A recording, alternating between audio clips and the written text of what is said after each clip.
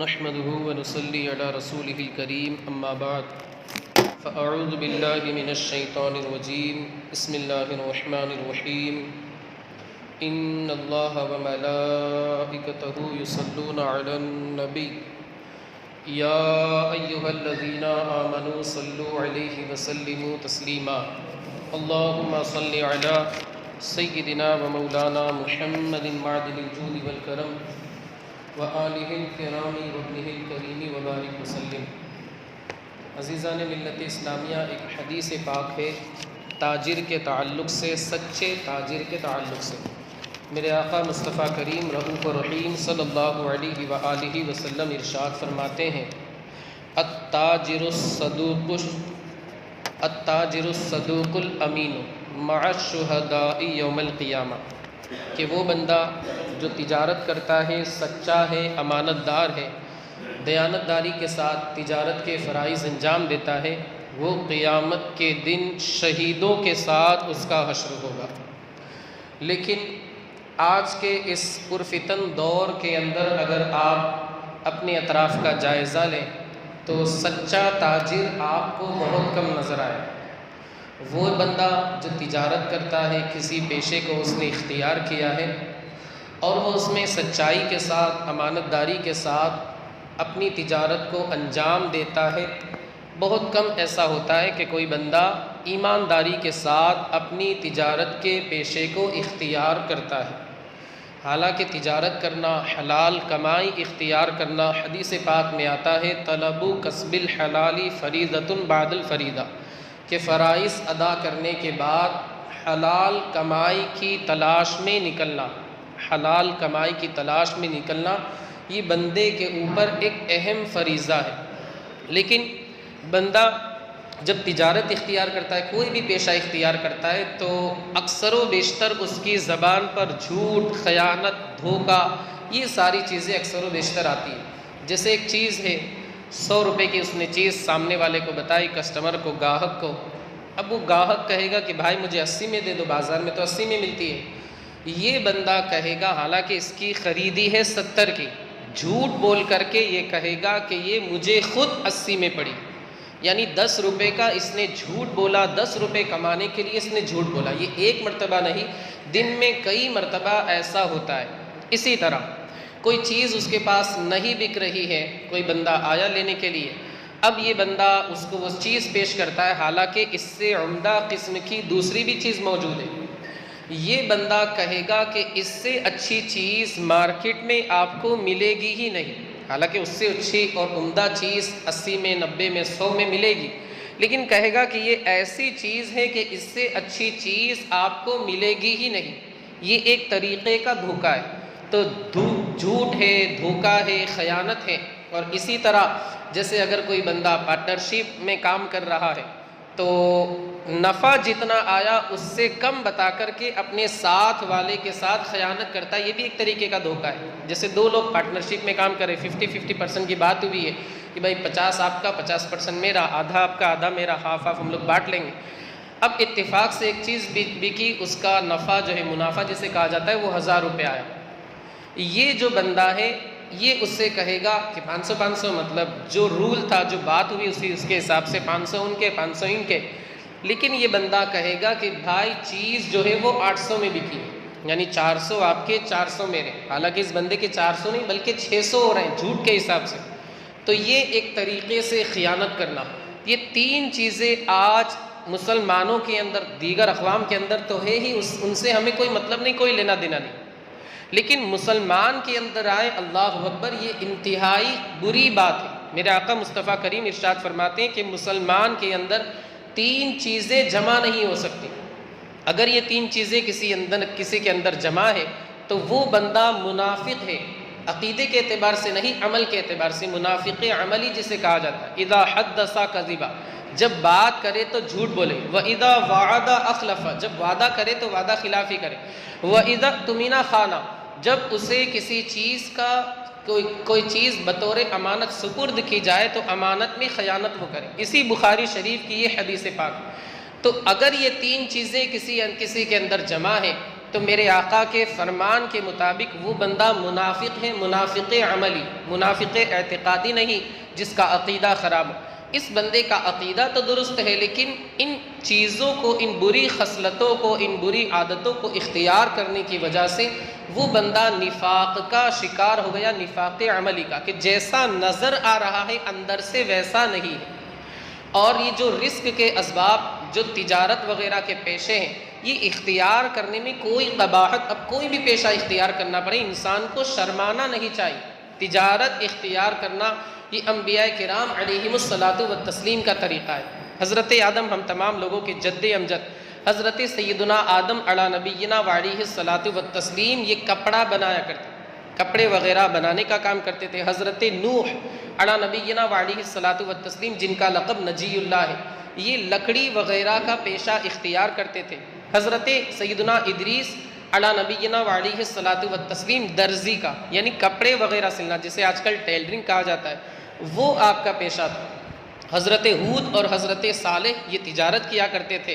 اور حضرت ابراہیم کھیتی باڑی کیا کرتے تھے۔ حضرت شعیب جانور پالنے کا کام کرتے تھے۔ حضرت موسیٰ بکریاں چراتے تھے، اور حضرت داؤد لوہے کی زرہ جو جنگ کے اندر پہنی جاتی ہے اپنا دفاع کرنے کے لیے، حضرت داؤد اسے بناتے تھے۔ اور ہمارے آقا و مولا حضور اکرم نور مجسم رحمت عالم صلی اللہ تعالی علیہ وسلم بھی خود تجارت کے پیشے کو آپ نے اختیار فرمایا۔ حضرت خدیجہ کا سامان ایک جگہ سے لے جا کر کے دوسری جگہ، ملک شام ہے، اسی طرح دوسرے ممالک میں آپ جا کر کے فروخت کرتے تھے۔ حضرت خدیجہ کا ایک، جسے آج کل ایکسپورٹ کہا جاتا ہے، ایکسپورٹ یعنی ایک ملک سے دوسرے ملک اپنا سامان وغیرہ پہنچانا، حتیٰ کہ حضرت سلیمان علی نبینا وعلیہ الصلاۃ والتسلیم جنہیں اللہ رب العزت نے پوری کائنات کی بادشاہی عطا فرمائی تھی،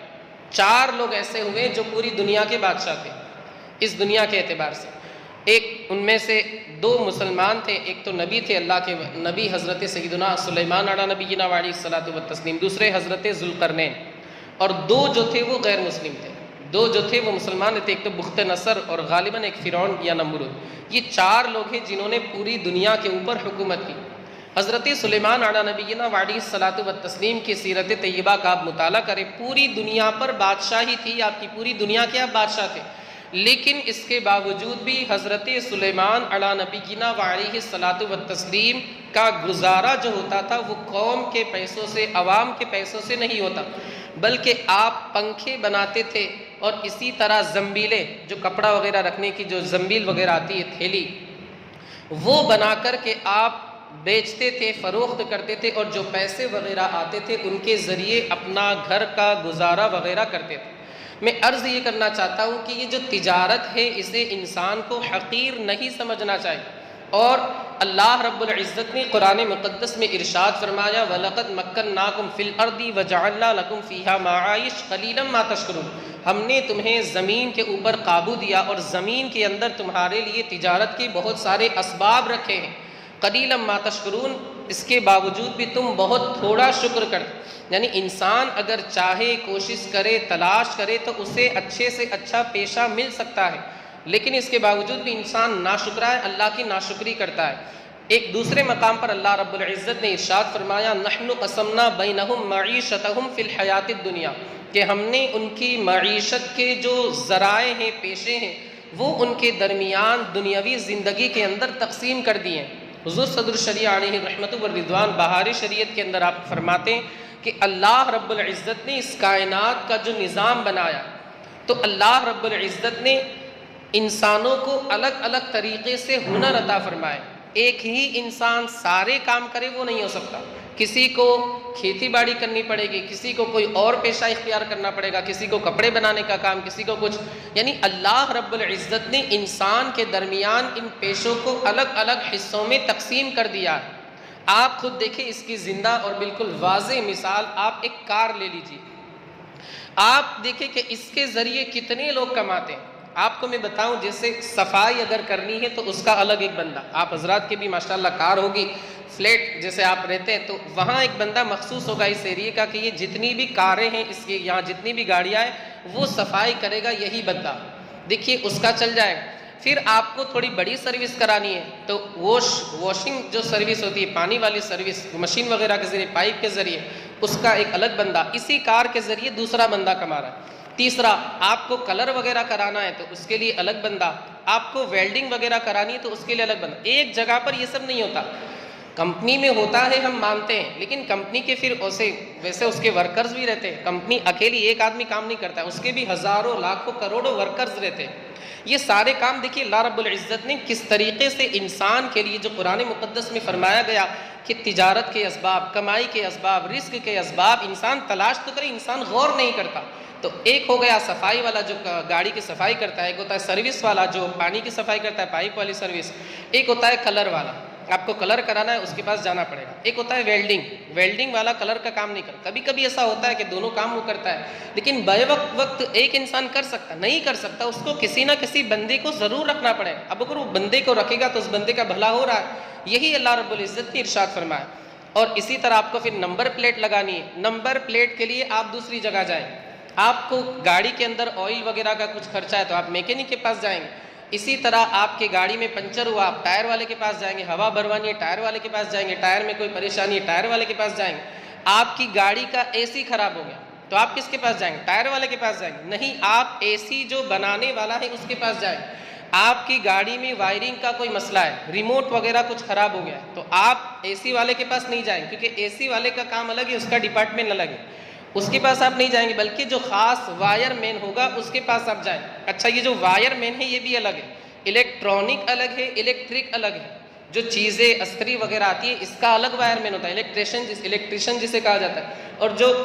پنکھے لائٹ وغیرہ کی جو وائرنگ ہوتی ہے وہ الگ ہوتا ہے، اس میں بھی بہت سارے شعبے۔ اسی طرح آپ کو سیٹ کور وغیرہ بنانا ہے تو آپ ان میں سے کسی کے پاس نہیں جائیں بلکہ آپ خاص سیٹ کور والے کے پاس ہی جائیں گے، یعنی جو جس کا کام ہے آپ اس کے پاس جائیں۔ آپ دیکھیں اس ایک گاڑی کے ذریعے ابھی میں نے آپ کو 10 لوگ شمار کرا دیا، الگ الگ بندہ اس کے ذریعے کما رہا ہے، الگ الگ بندے کا اس سے بھلا ہو رہا ہے، فائدہ ہو رہا ہے۔ یعنی میں بتانا یہ چاہتا ہوں، عرض یہ کرنا چاہتا ہوں کہ رزق کے اسباب، روزی کے اسباب اللہ رب العزت ایک گاڑی کی مثال ہے۔ دنیا میں تو ہزاروں چیزیں ایسی، ارے انسان کا یہ جو چہرہ ہے اس کے تعلق سے 10 الگ الگ ڈاکٹر ہیں، سکن کا ڈاکٹر الگ، کان کا ڈاکٹر الگ، ناک کا ڈاکٹر الگ، آنکھ کا ڈاکٹر الگ، ہڈی کا ڈاکٹر الگ، بال کا ڈاکٹر الگ، اس کے بدن کے اندر جو خون کی روانی ہو رہی ہے اس کا ڈاکٹر الگ۔ یعنی انسان کے جسم کو آپ لے لیں تقریباً اس کے الگ الگ 10-15 ڈاکٹر ہو جائیں گے، یہ تو ایک جاڑا حساب ہے، ورنہ اگر آپ غور کریں تو سب چیز کے الگ الگ ڈاکٹر نکلتے جائیں گے۔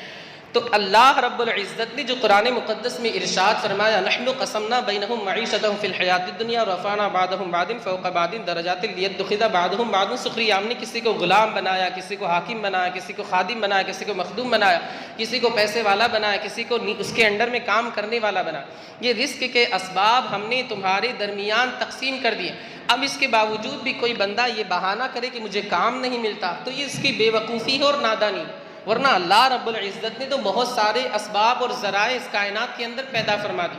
آگے اللہ رب العزت اسی انسان کی ناشکری کو بیان کرتے ہوئے ارشاد فرماتا ہے، قلیلا ما تشکرون، انسان کے لیے اسباب ہے، ذرائع ہے، راستے ہیں، راہیں ہیں، لیکن وہ کنجوسی کرتا ہے اور اسی طرح وہ تلاش کرنے کی کوشش نہیں کرتا، اللہ کی ناشکری پر اتر آتا کہ یا اللہ مجھے کام ہی نہیں ملتا۔ اللہ نے فرمایا قلیلا ما تشکرون، تم بہت کم اللہ کا شکر ادا کرتے، یعنی تم اللہ کا شکر ادا کرتے ہی نہیں۔ اللہ کا شکر ادا کرو، اللہ کا شکر ادا کر کے تم کام کے راستے تلاش کرو، اللہ خود تمہارے لیے کام کے انتظام پیدا فرما دے۔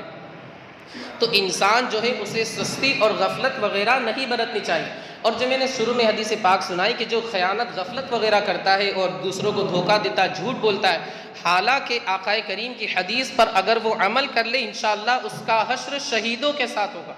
آپ ذرا سوچیں کہ جب شہید کے ساتھ حشر ہوگا تو اس کا یہ مطلب نہیں کہ بس صرف شہید کے ساتھ حشر ہوا، انشاءاللہ اللہ کی رحمت سے امید ہے کہ شہیدوں کے صدقے میں اس کی بھی شفاعت ہو جائے گی۔ مگر آج کل مسلمان سنتا سب کچھ ہے، جہاں عمل کی بات آتی ہے مسلمان انسان بہت پیچھے نظر آتا ہے۔ ایک حدیث پاک ہے، اللہ کے رسول صلی اللہ علیہ وسلم نے اپنی امت کو دھوکے سے کس طریقے سے روکا، مسلم شریف کی حدیث پاک ہے، من غشا فلیس منا، جو دھوکہ دے وہ ہم میں سے نہیں، ہمارے طریقے پر، طریقے محمدیہ پر ہے ہی نہیں۔ ایک مرتبہ بازار میں تشریف لے گئے، دیکھا کہ گیہوں فروخت کرنے کے لیے کسی نے رکھا ہے، آقا کریم صلی اللہ علیہ وسلم نے اس میں ہاتھ ڈال کر کے دیکھا تو نیچے کچھ نم گیہوں رکھے ہوئے تھے، گیلے گیہوں رکھے ہوئے، اور اوپر جو تھے وہ سوکھے گیہوں رکھے ہوئے۔ آپ نے ارشاد فرمایا جب تم کو گیلے گیہوں بیچنے ہیں تو اسے بھی سامنے دکھتے ہوئے آپ رکھو تاکہ سامنے والے کو دھوکہ نہ ہو۔ اب سامنے والا آئے گا، اس کو ایسا لگے گا کہ پورے کے پورے سوکھے گیہوں ہیں، اس کی قیمت زیادہ ہے، اور اس کے مقابلے میں جو گیہوں گیلے رہتے ہیں، پانی کے اندر تر رہتے ہیں، اس کی قیمت کم ہو جاتی ہے۔ سامنے والا آئے گا، اس کو لگے گا کہ پورے کے پورے سوکھے ہیں اور آپ نے اندر گیلے گیہوں نیچے چھپا رکھے، اس کو دھوکہ ہو جائے گا، اور تم کسی کو دھوکہ دے کر کے اپنا سامان فروخت کرو گے تو تم ہمارے طریقے پر نہیں ہو۔ دیکھیے آقا کریم صلی اللہ علیہ وآلہ وسلم کی یہ تعلیم ہے۔ لیکن آج کل ایسا ہوتا ہے جیسے بڑا آرڈر ہے تو انسان اس کا ناجائز اور غلط فائدہ اٹھا کر کے، جیسے ہمیں 100 جوڑی کپڑے لینے ہیں، ہم نے کسی کو آرڈر دیا، اب وہ بندہ اس میں رف مال جو نہیں بک رہا ہے، جس کا کوئی پوچھنے والا نہیں، اسی کے اندر ڈال کر کے سامنے والے کو بیوقوف بنا دے گا۔ آپ حضرات تو ماشاءاللہ بزنس مین تاجر سوداگر، اللہ آپ کی تجارت میں برکتیں عطا فرمائے۔ آپ کے سامنے یہ ساری چیزیں ہوتی ہیں، آپ کو مال دیکھنا بھی پڑتا ہوگا، چھانٹنا بھی پڑتا ہوگا کہ ہم کو سامنے والے نے دھوکہ تو نہیں دیا، یہ ساری چیزیں ہوتی ہیں۔ اگر کوئی اور کر رہا ہے غیر مسلم، نان مسلم، تو اس کو آپ جانے دیں، لیکن آپ کم از کم نہ کریں۔ آپ کا کوئی مسلمان بھائی ایسا کر رہا ہے تو آپ اس کو تلقین کریں، اللہ کا خوف اس سے دلائے، اللہ رب العزت سے ڈرنے کی اسے تلقین کرے کہ خبردار خبردار، قیامت کے دن اس کے تعلق سے آپ سے پوچھا جائے گا اور اللہ کی بارگاہ میں جواب دینا مشکل ہو جائے۔ اور انسان اپنا کردار اتنا اچھا رکھے کہ اس کی بدولت اس کے کردار کو دیکھ کر کے سامنے والا کلمہ پڑھ لے۔ آج کل یہ تو بہت مشکل ہے، انسان کہاں اپنے کردار کو اچھا کرے۔ ملتان جو کہ پاکستان میں، پہلے جب بھارت، پاکستان اور سری لنکا، بنگلہ دیش یہ سب ایک ساتھ تھا، اکھنڈ بھارت جسے کہا جاتا ہے، تو ملتان جہاں کے ایک بزرگ ہے خواجہ بہاؤالدین زکریا ملتانی، آپ حضرات نے نام بھی سنا ہوگا، علیہ رحمت و رضوان۔ تو ملتان کی سرزمین سے تجارت کے ارادے سے چین کے اندر کچھ اللہ والے نیک تھے، پڑھے لکھے تھے، عالم تھے، علماء تھے، تجارت کے ارادے سے چین تشریف لائے، کچھ دنوں تک اپنا سامان وغیرہ فروخت کیا، بیچا، لیکن ان کے اخلاق، ان کا کردار اور تجارت کا انداز بالکل شریعت کے مطابق تھا، سنت مصطفیٰ کے مطابق تھا۔ ظاہر سی بات ہے سامنے والا گاہک بھی متاثر ہوگا، سامنے والا جو آپ کا کسٹمر ہے وہ بھی متاثر ہوگا، متاثر ہوئے بغیر نہیں رہ سکتا۔ حضرت عبداللہ بن زید یا حضرت عبداللہ بن سلام، اللہ کے رسول صلی اللہ علیہ وسلم نے خیبر جب فتح ہو گیا تو آپ نے یہ صلح ہوئی کہ آدھا ان کا رہے گا، جو بھی پیداوار کھیتی باڑی وہ آدھا یہودیوں کا رہے گا، آدھا مسلمانوں کا رہے گا۔ حضرت عبداللہ کو مامور فرمایا کہ تم جا کر کے یہ حساب کرنا اور آدھا لے آنا۔ حضرت عبداللہ جب حساب کر کے 2 حصے کرتے اور یہودیوں سے کہتے جو تمہاری مرضی، جو چاہو تو لے لو، یہ چاہو تو یہ لے لو، یہ چاہو تو یہ لے لو۔ یہودی تعجب کرتے کہ اتنی صداقت، اتنی امانت، اتنی دیانت داری، اللہ اکبر، اسی دیانت داری کی وجہ سے زمین و آسمان قائم،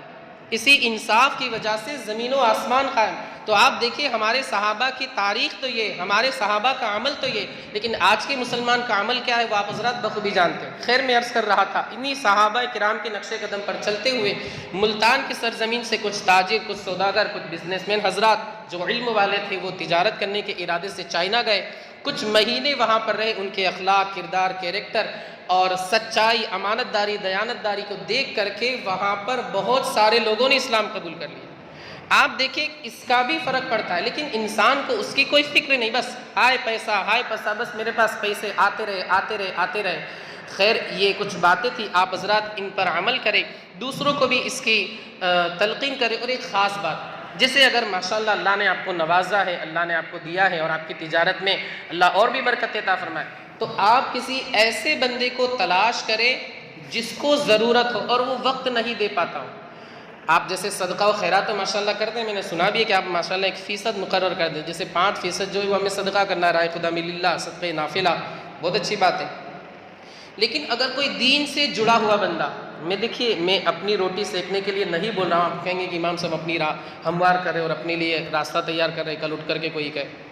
جو دین سے جڑے ہوئے ہیں، جیسے کوئی امامت کر رہا ہے، مدرسہ پڑھا رہا ہے، ٹیوشن وغیرہ پڑھا رہا ہے، یعنی دین کے خادم، حقیقت میں اگر دیکھا جائے تو ماشاءاللہ دین کی خادم ہے، دین کی خدمت کرے۔ بھائی اپنوں نے اپنا سب کچھ چھوڑ کر کے وہ مسجد میں لگ گئے، مدرسہ پڑھا رہے، ٹیوشن پڑھا رہے، یہ کر، یعنی دین کی خدمت کر رہے ہیں، دین کی خدمت کرے۔ ایک تو علم کی فضیلت، ماشاءاللہ انہیں علم سے اللہ رب العزت نے نوازا ہے، اور ساتھ ہی ساتھ اپنا وقت دے کر کے دین کی خدمت کر رہے ہیں۔ اب یہ بندے ایسے ہوتے ہیں کہ ان کی ضرورتیں رہتی ہیں لیکن ضرورتیں نہیں پوری ہو پاتی۔ ایک جگہ کی تنخواہ میں یا ایک دوسری جگہ کی بھی تنخواہ میں ان کی ضرورتیں پوری نہیں ہو پاتی. آپ دیکھیں مہنگائی جو ہے وہ آسمان کو چھو رہی ہے، مہنگائی جو ہے وہ آسمان کو چھو رہی. اور یہ ماشاءاللہ کچھ لوگ ہوتے ہیں، اکثر و بیشتر لوگ ایسے ہوتے ہیں کہ کسی سے کچھ مانگتے نہیں کہ بھائی ہمارا بھلا کر دو، ہم کو راشن دلا دو، ہمارا لائٹ بل بھر دو، ہمارا ویرا بل بھر دو، ہماری ضرورتیں پوری کر دو، ہماری اسکول کی فیس وغیرہ بچی کی جو ہے اسے بھر دو، یہ وغیرہ وغیرہ. تو اکثر و بیشتر تو یہ مطالبہ نہیں کرتے شرم کے مارے، لیکن ان کی ضرورتیں رہتی ہے. ظاہر سی بات ہے مہنگائی کا زمانہ ہے اور آمدنی جو ہے وہ بہت مختصر رہتی، تھوڑی رہتی، کم رہتی. تو آپ کی بارگاہ میں آپ کے سامنے میری یہ گزارش ہے کہ آپ کسی ایسے بندے کو تلاش کریں جو معاشی اعتبار سے پریشان ہو، کسی مسجد سے جڑا ہو، یعنی دین کا سچا پکا خادم ہو، مسجد سے جڑا ہو، مدرسے سے جڑا ہو.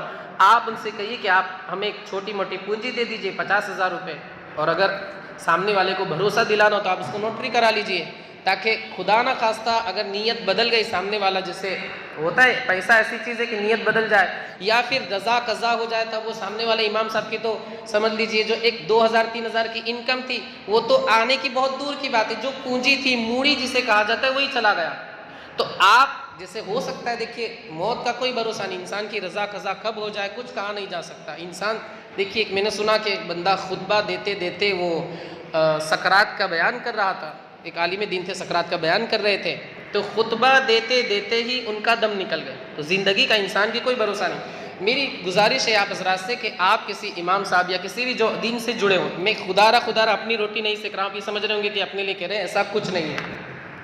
آپ ان سے 50,000 روپے، لاکھ روپے لے لیجئے اور اپنے ساتھ اسے بزنس میں لگائیے. جو بھی اس پر نفع ہو، 2,000 3,000 5,000 آپ فکس کر لیجئے کہ 50% میرا رہے گا، 50% آپ کا رہے گا، یا 75% میرا رہے گا، 25% آپ کا رہے گا. کیونکہ میں محنت کر رہا ہوں، ٹائم دے رہا ہوں. تو انشاءاللہ ان کی دعا کی برکت سے اور ان کا پیشہ، ان کے پیسے وغیرہ تجارت میں لگانے کی وجہ سے آپ کی جو تجارت ہے انشاءاللہ بہت زیادہ بڑھ جائے. ایک صحابی رسول اللہ کے رسول صلی اللہ علیہ وآلہ وسلم کی بارگاہ میں آئے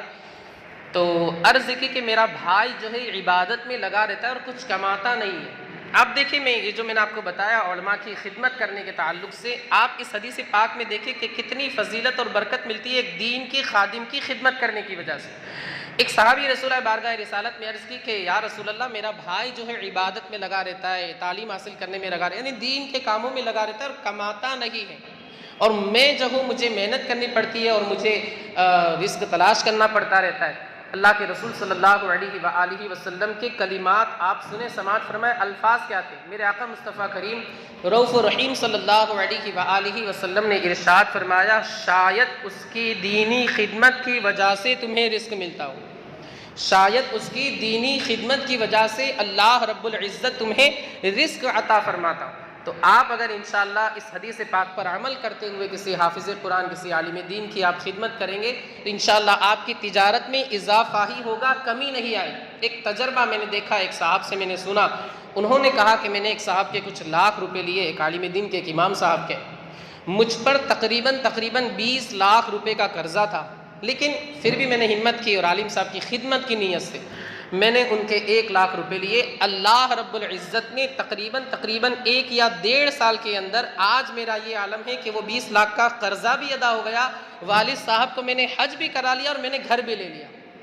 یقیناً یہ اس کے دل کی دعا نکلتی ہے، اور جو دل سے دعا نکلتی ہے اس کے پھر کوئی روک اور کوئی ممانعت، کوئی روک ٹوک نہیں رہتی، وہ سیدھی عرش الہی سے ٹکراتی ہے اور اللہ رب العزت دل کی دعا کو قبول فرماتا ہے. آپ کسی کو چائے پلا کر کے دعا کے لیے کہیں تو اتنی دل سے دعا نہیں نکلے گی، لیکن آپ اگر اس کی ضرورت کو پورا کریں گے، جو گھریلو ضرورت ہے، یقیناً اس کے دل سے دعا نکلے گی، اور جب دل سے دعا نکلے گی انشاءاللہ اللہ رب العزت اس کی دعا کو رد نہیں فرمائے گا، یقیناً اس کی دعا کو اپنی بارگاہ میں قبول فرمائے گا. مولا عز و جل ہمیں، آپ کو اور ساری دنیا کے خوش عقیدہ مسلمانوں کو اپنے حبیب صلی اللہ علیہ وآلہ وسلم کے طریقے کے مطابق زندگی کے شب و روز گزارنے کی توفیق عطا فرمائے. اور ہمیں آقا کریم صلی اللہ علیہ وسلم کے طریقے کے مطابق تجارت کرنے کی توفیق رفیق عطا فرمائے۔ دعا کے لیے ہاتھ اٹھائے۔ اللہم صلی علی سیدنا مولانا محمد معدن الجود والکرم وآلہ الکرام وابنہ الکریم وبارک وسلم۔ مولا کریم کر سزا بندہ نوازا، جو بھی درس ہوا مولا اس میں جو بھی ہم سے غلطی لغزش خطا خامی ہوئی ہو اپنے حبیب کے صدقے میں اسے معاف فرما۔ مولا اس کی برکتوں سے ہمیں مالا مال فرما، اس پر عمل پیرا ہونے کی ہمیں توفیق عطا فرما۔ مولا عز و جل ہمیں اپنے حبیب کے سنتوں پر چلتے رہنے کی توفیق عطا فرما، اپنے حبیب کے طریقے کے مطابق ہمیں تجارت کرنے کی توفیق عطا فرما۔ ہمارے بھائی یہاں پر درس میں انہوں نے شرکت کی، انہیں جزائے خیر عطا فرما، ان کی کمائی میں، کاروبار میں، تجارت میں، رزق حلال میں خوب سے خوب تر برکتیں عطا فرما۔ وصلی اللہ تعالی علی خیر خلقہ ونور عرشہ سیدنا مولانا محمد وعلی آلہ واصحابہ اجمعین برحمتک یا ارحم الراحمین۔